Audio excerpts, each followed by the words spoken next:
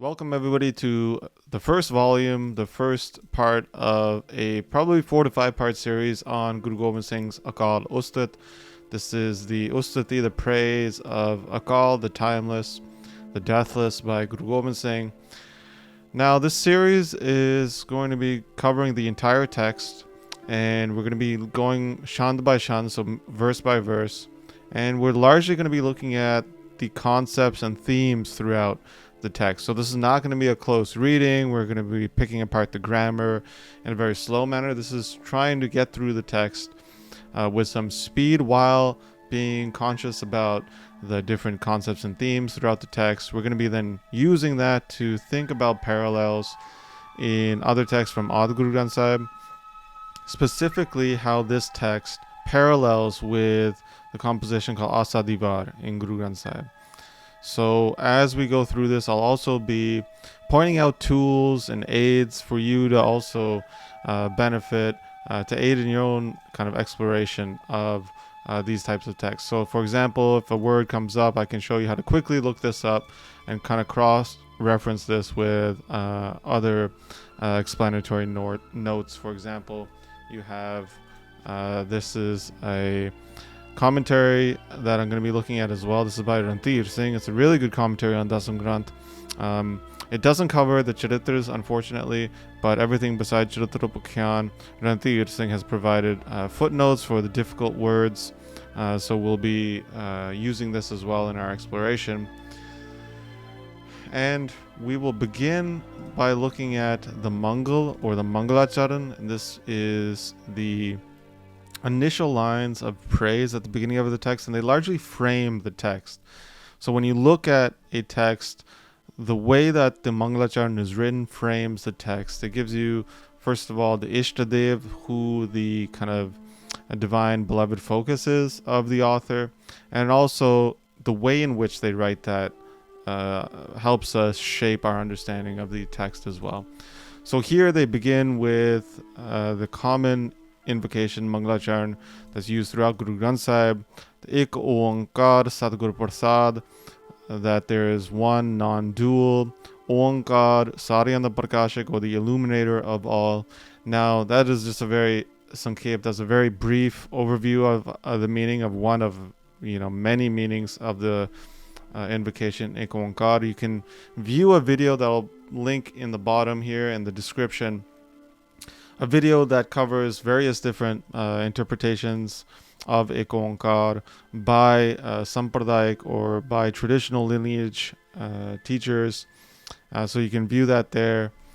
Sadguru Prasad here means through the Prasad or by the Prasad, the grace of the true Guru. That one Oankar is recognized, that's realized actually. Akāl Ustati then is the Sulek. This is the title of the composition. Also shapes our understanding of the text. And then you have another Mangal here that says, this text is created Sri Bhagavati Ji Sahai, that through the exalted Sri Bhagavati here means, and it can mean many different things. There's many different meanings to Bhagavati. But the initial meaning can be, for example, I'm going to use this whiteboard here so we can see as well, Devi, or the goddess. Now this is also used as the word teg or sword.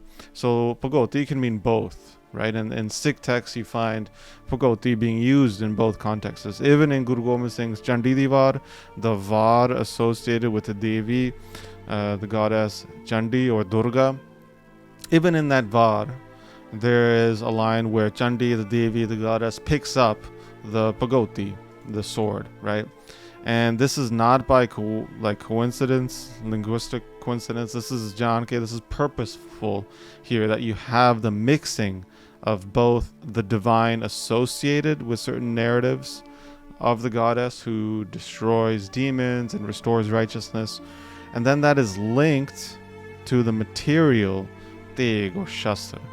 So this is going to be really important for us in this text, because this text begins, right, with this definition, this explanation of this text is going to be the Ustati, the praise of the timeless, the divine, and it's using this kind of negative language, meaning they put the A in front this is a negation, so it's without Akal, right? Without death or time. Right? So it's really speaking to this aspect that we call nirgun, or without quality, right? Without, nir is also a negation, without any type of quality, characteristic, virtue, without form, right? And just as I write this here, oops, this is going to be in opposition to sargun, with form, right? Sar meaning with. And here in the text, largely when talking about the divine, Guru Gobind Singh is going to be using this type of mode of description, where he's going to be talking about the divine without this, without that, right? Without death. But also he's going to be linking that to a divine with form. So this is going to be later on. It's going to be using the narratives associated with the goddess Chandi Devi. But other times it's going to be using the parallel, the metaphor of Devi as weapons. So we're going to see this word here used, and this is actually a word that's used a lot in the writings of Guru Gobind Singh. You can even look at Bachitra Natak, where Guru Gobind Singh is talking about the divine and describes the divine as Sarbalo, or all iron. Now this is in reference to Shastra, or meaning weapons, right? So this is what I mean by we're going to be looking at this conceptually, that first we have kind of a direction towards the Nirgun Brahm, or the divine without form, and that's going to be paralleled by often references with the divinity in form as well. And we can see how the Guru is using this idea about divine with form, because he's trying to pull from certain narratives, from certain ideas that are then going to be important for Sikhs. So for example, Bhagoti is going to be important for Sikhs, right? Guru Gobind Singh prescribes that Sikhs wear, right, this item, Shastra. Here it says Utar Khase Daskat Ka, and basically this means that, this has the Daskat, has the signature of Padashahi Dasmi, the 10th emperor, right, the 10th sovereign. And then this is kind of that signature that the Guru has signed this Mangal, basically, right? So historical texts talk about Guru Gobind Singh sitting with Lakaris, scribes, who would then write the composition as Guru Gobind Singh is uttering it. But the Guru has written down these words himself. So this Mangal, this invocation says, Akāl Purkh ki racha hamne, that may, or my protection, my racha is Akāl Purkh, he is my protector. Sarblo di rachya hamne, that my protector is all iron, right? So again, we see that Nirgun, that divine without form, but then relating it to a material, right? Relating it to Shastra. Sarbakal ji di rachya hamne, that all death or all time is my protector. And then again, referring it back again to Sarbalo. Sarbalo ji di sada, always, right? Rachya hamne, my protector is always Sarbalo. So even within a text like Akāl Ustati, which is speaking to kind of divinity as non-form, you always kind of have this throwback to divinity in form, because you're going to see that these two are actually two sides of the same coin. They're inseparable. You can't kind of actually parse them and just keep one without the other. And that's actually why you have, in many interpretations, the Onkar here means the material, right? Multiplicity. In contrast to the Ik, or the non-dual, the one without second. Okay, so now you have the beginning of the first verse. He says, Age, ahead, Lakari ke daskat. And now is kind of the handwriting of the Lakari, the scribe. And it says, Toa Prasad Chopai. So Chopai is the name of the meter, meaning it has 4 lines to it. And usually they have 15 to 16 syllables in each line. This means, Toa means your. Now people have pronounced this as Toa, but in some pradais they say Toa. Toa Prasad, and then the Prasad here means again, with your grace, I'm reciting this. And here we find a very close parallel with Guru Granth Sahib again. It says, at the beginning, Ad, which At the beginning, pranavo ekankara. Pranavo ad ekankara. Jadhal mahil kyo pasara. That at the beginning, I salute pranavo, I namaskar to ekankar, who is Jadhal mahil kyo pasara, pervading, expanding through all water, jala, tala, the earth, and mahil, the akash, the sky. So in this beginning verse, we're going to see that there's going to be a description of the divine and praise of the divine, which is describing the divine. But also then at the end of it, you're going to see how to engage that divine as well. So it's not just a description of the divine. It's actually an orientation that's provided as well, that this is how you should actually engage with the divine. And this is going to be a constant back and forth within the text, that you're going to see that Guru Gobind Singh is describing and then also reorienting the listener, the reader of the text. The pork, so that being which is true at the beginning.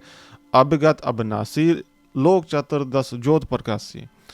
Abhigat here means that which is unfathomable, kind of beyond thought or beyond comprehension. They have translated this as de rehit, but there's many different reasons to that, meanings to that. So if we wanted to look that up, you can just copy and paste it. By the way, on Sikhi to the Max, this is a brilliant resource that you can toggle how you want the transliteration to appear. I would set it as Unicode, so that as Unicode you can just copy paste it. You can throw it into Sikhi to you can throw it into siddhigranth.org. It'll pull up Mahan Kosh here. So Avigat jo janya na ja sake. So exactly. So that which cannot be known, right? Beyond comprehension. It can also mean jo nash na hove. So basically eternal, nit, always there. And actually, one way also to do it is when you open up Mahan Kosh, then you can also go down even more rabbit holes and put, okay, the Baba can be replaced with a Baba, so you can replace that. Let's see what Avigat comes up as. Anirvachaniya. So this means jo byan na kita ja sake. Now this is actually a Vedanta concept, Advaita concept specifically, talking about the divine, that the divine or even Maya is something which cannot be spoken about, right? Because it's also true, but it also appears not true, right? It is beyond comprehension, is beyond description as well. So that divine which cannot be known, which is timeless, which is beyond death, that being from the very beginning. Lok Chatur, so in the Chaturdas, the 4 das, 4 plus 10, 14 worlds, Lok. Jot Prakasi, that illumination of the divine resides within and throughout the 14 worlds. Now you say, okay, what are the 14 worlds? The 14 worlds, these are talking about Puranic. This is kind of Puranic cosmology, and actually you can even Google it by saying Puranic 14 worlds, and then it'll come up, and then Wikipedia will give you a in-depth definition, description of that if you wish. But one thing to note here is that Guru Gobind Singh is using cosmology from Indic and then also Islamic at times, but not really holding on to it in the sense of this has to be true across every description provided in Gurbani. At times they will pull from Islamic, which is contrary, right, to Puranic. And even within the Purans, you have multiple different ways of describing cosmology and mythology as well. So the point of it is to say that the Jot Prakasi is within every type of world you can even imagine. Hasht Kir ke beech samana, and then they kind of explore that some more, and they say within beach, yeah, Hasta, the hathi, the elephant, and a worm, equally, that Jot, that light pervades, right? It goes through everybody equally. Rav rank je ik sarajanna, that before Paramatma, whether you are a king, Rav, whether you are rank, a poor, a beggar, the divine looks at you in the same way. Why? Because Advai alakh purak abgami sab kat kat ke antarjami. That Advai, this means Dvait means duality. So the divine is non-dual, right? There's no distinction you can make, right? To say that the divine is this and it's not that, right? So it is the being which is beyond perception, alak. Abhagami, again, here means Gyanman, knower of all. right? Knower of all. How is it the knower of all? Saba Kart Ki Antarjami. That is the knower of all hearts and knows within every, within the body and within the heart. So Kart can mean body and it can also mean heart. So you have this kind of play here where they double it up to say within every body and within every heart. Also the divine knows everything. Alakh Roop Achhe Anapekha. That being Paramatma Akal Purakh, its very roop, its very form is beyond comprehension. Alakh. It cannot be struck, it cannot be hit in any way, it cannot be killed, and its form, its dress, its garb, there is none. It's without any type of form. So here it says it's without any type of form, and here it's saying the form is, beyond comprehension. It's inconceivable. You have this play within Guru Gobind Singh's Bani where they put opposites and they put paradoxes together as well, right? So the form, it has a form, and its form is, inconceivable, but it's also without a form, and that form cannot be, hit or killed in a new way. Rag Ranga Je Roop Narekha, who has no form, who has no mark, who has no affection or attachment. Rag here in this context it means that, and rang or color. And again here it talks about that, the divine which doesn't have this and doesn't have that, right? So it doesn't have any button, it doesn't have any type of caste or color, Chehen has no kind of facial features, it has no insignia, you can also say that, and which is Nyara, which is separate from all. Ad Purakh Advai Abhakara. So Ad Purakh, again, that being that is there since the start, the Adi Purush, Advai, which is non-dual and which without any vice as well. So again, I have this long list, right, of characteristics of the divine, which is again just saying it's not this, it's not that.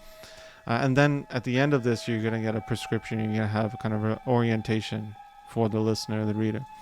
Baran Chehna Je Jatanapata. Again, it says that which is without any color or any sign, and who is beyond kind of Jatpat, who has no Jatpat, has no caste and lineage, who has no enemy, Satara, and friend, Mitra, Jetat, Namata, Tat, meaning here, father. So no father and no mother.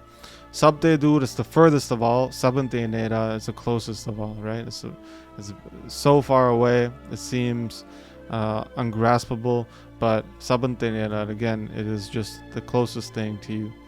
Jadhal Mahila Jahe Basera, whose Navas, whose residence is within everything, right? It's within the water, Jal, Tal, it's within the Akash, the sky as well.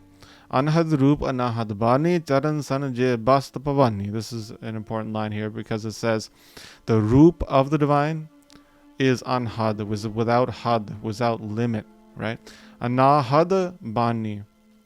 And this means that Bani, the Bani of the divine, like Onkar, is without any type of, it's unstruck in a way. So you can, if you have a question about this, you can say, okay, what is this? And again, this is not Mahan Kosh. This is another dictionary, Guru Granth Sahib dictionary. But in a Mahan Kosh, you can see Anahad, right? So Anahad and Anahat are the same thing. And this means, again, unstruck, right? So what is the unstruck word or syllable? It's understood as Onkar, right? So the form of the divine is without limit, and even the Bani of the divine is unstruck. That Nirgun Brahm, that divine without any form, Charana Sarana Jay Bast Pavani. Pavani, the Durga, the Devi, the goddess, the divine with form, resides at the lotus-like feet and in the sanctuary of that Nirgun, right? So you see both here, but you definitely see in a sense, a hierarchy, or kind of thinking through that it is essentially the Nirgun Brahm that is kind of positioned in a sense higher, right? So all of these different deities with form, they reside at the kind of the feet, even though we're talking about Nirgun. There's only the only way you can even talk about divinity, right, is through form. Otherwise you're just saying not this, not that. So this is important because Bhavani here, Durga, plays an important role within this text, right? Even though we have this text as the praise of the timeless, later on we're going to have many passages speaking about the feats of Durga. And that is then going to relate to how Guru Gobind Singh wants his Khalsa to act. Brahma Bisnan Antane Payo, that all these different devtas, these demigods, you have Brahma, the creator, Bisnan, or Vishnu, who is the sustainer, they have not found the end, Antane Payo, of the divine. And Brahma here also, Net Mukachara Batayo, that Brahma himself has described Batayo, that the divine is Net, Naiti, doesn't end here, doesn't end there. And this is almost like a kind of a ishara, a gesture towards how Brahma is associated with creating the Vedas. And the Vedas have a component called the Upanishads, the kind of metaphysical descriptions of the divine, as opposed to the more Vedic sacrificial components in like the Rig Veda. And in the Upanishads, they talk about the divine in this way, the Naiti, that the divine does not end here, it does not end there. Kot Indra Up Indra Banai, that the divine has created all these different Indras. So in Vedic tradition, in the Rig Veda, for example, Indra is a really important deity. But here it says so many, right? Kot, millions of Indras have been made, and lesser Indras. Up Indra means kind of like a smaller Indras. All of these different deities have been made. Brahma, Rudra, Upai, Kapai. So Brahma has been created, Rudra, Shivji has been created, Upai, and then Kapai destroyed after. Loka Chaturdas Khel Rachayo, Bahor Ap Hi Beach Malayo. That this 14 worlds, the play of the 14 worlds has been created, and at the end of that, Bahor, so after that, Ab He Beach Malayo, that after that, creating the entire world, it then kind of wraps up and kind of, merges back with the divinity. Danava Deva Faninda Apara, that there's so many infinite Apara, demons, Danava, Dev, demigods, Faninda meaning Sheshnag. Again, this relates to Indic mythology. Sheshnag is associated with Vishnu. And is always kind of creating new verses of the divine, praising the divine. But all of these cosmic or mythical beings, they've been created, they've been destroyed. There's countless beings. And what does that tell you? That tells you that there's kind of a positioning of this kind of Nirgun Brahm, the Brahm without form, quality, and there's praise to that. And then there's kind of like, there's so many other things. Right? So it's trying to reorient you. It's kind of trying to focus you on Guru Gobind Singh's Isht Dev, or beloved, or divine, right? Gandharva Jacha Racha Chobachara. Sobachara, that these beautiful beings, or you could say Chara meaning character as well. Chara can mean beautiful. Racha, that the divine has created all these kind of celestial beings. And if you do want to look up these celestial beings and see what they do, you can, Wikipedia is not the worst for that. They do have good information on that. So, for example, you want to say when Gandharva is, these are the kind of the musicians of the divine, so you can, of the heavens. So you can look this up, and Gandharva is a member of the class of celestial beings, etc. So the divine has created many of them, right? That their story, is essentially here. Actually, you want to connect this with the next line. Kaat ke part ki jani. The story of the divine is, present through the old, through the present, and through the future, right? Kaat ke part ki jani. That the divine, everything is known, Jani, to that divine, right? In every single heart, in every kind of recess of every heart, right? Like the petals of everybody's heart, the divine knows, right? He has created all of these different things. In a sense, it's almost saying like these things don't really matter as well, right? That divine is without any father, mother, and jat pat. Tat mat je jat na pata, ek rang kahu nahi rata. That he has basically, he's not attached to anybody specifically, right? He's within all. That's why it says ek rang kahu nahi rate. He's always within that one kind of flavor. And kahu nahi rate. He's never attached to anybody specifically, right? He's not favoring anybody. Why? That's why it says sarva jyot ke beech samana, that jyot is within all equally samana. Sabhu sarva thor pehchana. This is going to be really important for us as well, because later on Guru Gobind Singh is actually going to specifically talk about different regions, people of Delhi, people of the Himalayas, people even in Arabia, and then also people in Farang, so people in Europe essentially as well, right? And he's going to say that, listen, all of these places, Paramatma resides within everybody. He's also going to present different opposites as well. He's going to be somebody's going to do something good, perceived good, somebody's going to be doing something perceived bad, but within my perception, Guru Gobind Singh is going to say, I see all of them. I see Paramatma within everybody.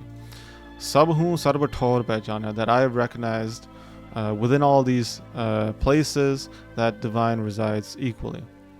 And then he says, Kal rahat, so without time or without death. Anakal Srupa, has the very form of timelessness or deathlessness. Alakhapurak Abhagat Abduta. Abhagat, again, is the same thing about cannot be conceived, cannot be spoken about. That being which is inconceivable, right? Beyond comprehension. Avduta here means that, this can mean kind of divinity as well. If you want to look this up, you can look here. And Avdut can mean ascetic like this as well. But it can also mean that which is, all powerful as well. Now it's not coming up here. You'd have to kind of play with it. Here they translate it as Maya vai prabhav to mukt purush hai. So that being which is unscathed, that being like a renunciate, it's saying, kind of using that idea, is beyond Maya, or beyond the illusion.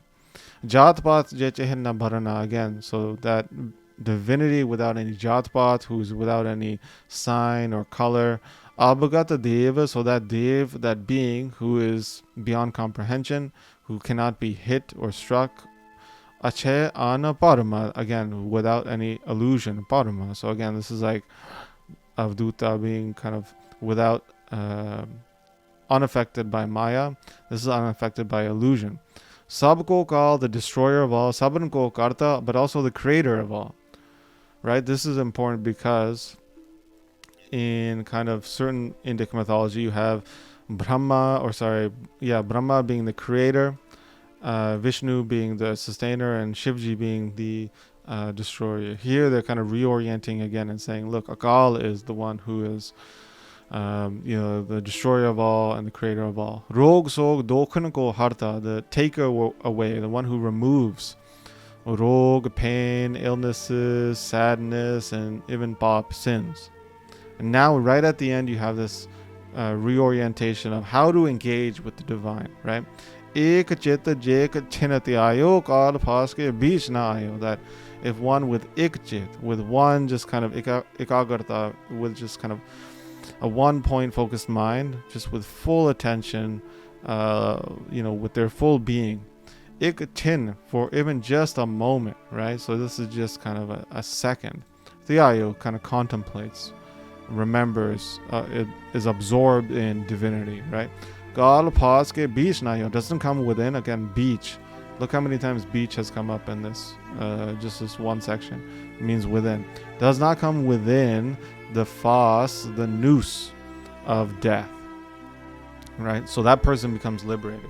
If that person just tastes the divine essence just for one moment, they have no fear of death. They are not, reborn again in this cycle, in the kind of metaphor of rebirth.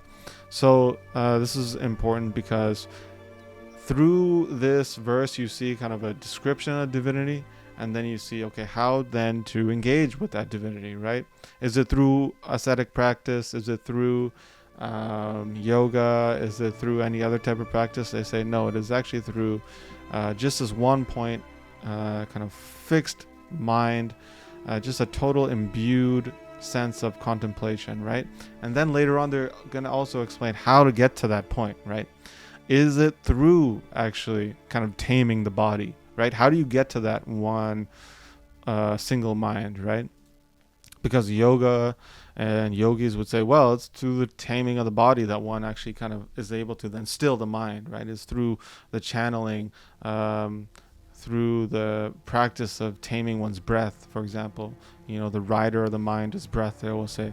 But we will see how Guru Gobind Singh actually uses devotional worship as kind of the chariot, that which is going to bring you to divinity, right? Because it's through emotion, it is through love and that type of engagement where the mind actually just falls into a state of absorption spontaneously, easily, sahajna, right? Without any effort, right? When you fall in love, there's no effort to it, right? So this is the idea.